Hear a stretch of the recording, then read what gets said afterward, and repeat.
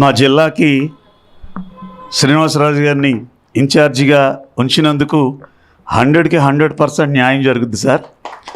ఎందుకంటే ఆయన పిరమిడ్ దగ్గరికి ఎవరు వెళ్ళి ఏ సహాయం కావాలన్నా ఆయన ముందుండేటటువంటి వ్యక్తి. కొంచెం నాకు కూడా చాలా హ్యాపీ అనిపించింది. మరి నీ పరిస్థితి ఏంటని నన్ను అడిగితే, శ్రీనివాసరాజు గారు మీరు ఎక్కడ మీటింగ్ పెట్టి అంటే నేను కొంచెం చెప్పగలను, ఈవేళ వచ్చినటువంటి అవగాహనని నేను వాళ్ళకి డిస్ప్లే చేయగలను.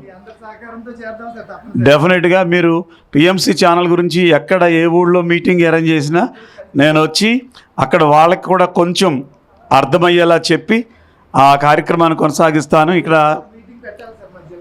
పెడదామండి. ఒక చిన్న విషయం ఏంటంటే, నేను ఎక్కువ షూటింగ్లకు వస్తాను ఇక్కడికి.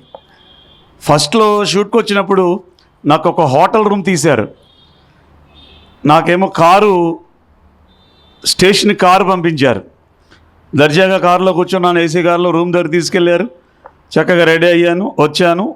2 days ఉన్నాను. 2 days రూమ్లో ఉన్నాను. ఇక్కడి నుంచి మళ్ళీ కారు ఇందుకే దగ్గరే పక్కనే. ఆ షూట్ అంతా అయిపోయిన తర్వాత ఇంటికి వెళ్ళిన తర్వాత ఇక్కడ మా సార్ ఒక ఆయన ఉన్నారు, ఆయనకి ఫోన్ చేశాను. సార్ షూట్ బాగానే ఉంది, స్టేషన్ నుంచి ఇక్కడికి రావడానికి ఇక్కడి నుంచి మళ్ళీ రూమ్ నుంచి ఇక్కడికి ఆ కారుకి ఎంత అవుతుంది అంటే, లేదు సార్ మీకు ఓన్లీ 2000 అయ్యిందని 2 daysకి అన్నారు.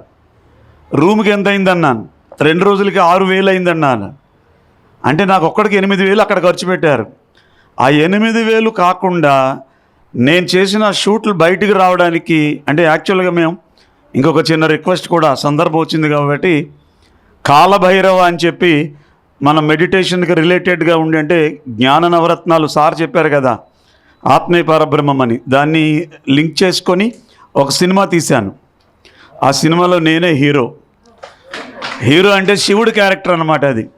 అది రిలీజ్ చేయలేదు. ఈరోజు దాని గురించి కూడా మాట్లాడదామని వచ్చాను. అది రిలీజ్ అయితే దాని ద్వారా వచ్చేటటువంటి ఆ ఇన్కమ్ ఏదో ఉంటుంది ఆ యూట్యూబ్లో, అది కూడా పిఎంసి ఛానల్కి దక్కాలి అని ఇంకా వేరే ఏ ఛానల్ నుంచి కాకుండా ఈ పిఎంసి ఛానల్ నుంచే రిలీజ్ చేద్దాం, దాన్ని వారిని రిక్వెస్ట్ చేద్దామని కూడా ఉంది.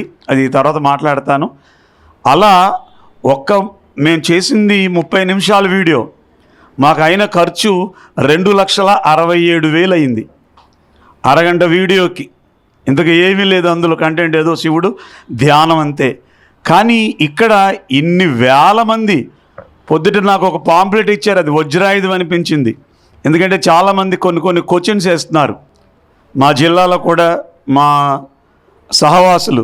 వాళ్ళకి సమాధానం చెప్దామంటే సమాధానం నా దగ్గర ఉన్న సమాధానం వాళ్ళకి సూట్ అవట్లా. ఎందుకంటే వాళ్ళ దగ్గర ఆల్రెడీ సమాధానం ఉంది, ఏదో సమాధానం, అది పాజిటివ్ ఆర్ నెగిటివ్.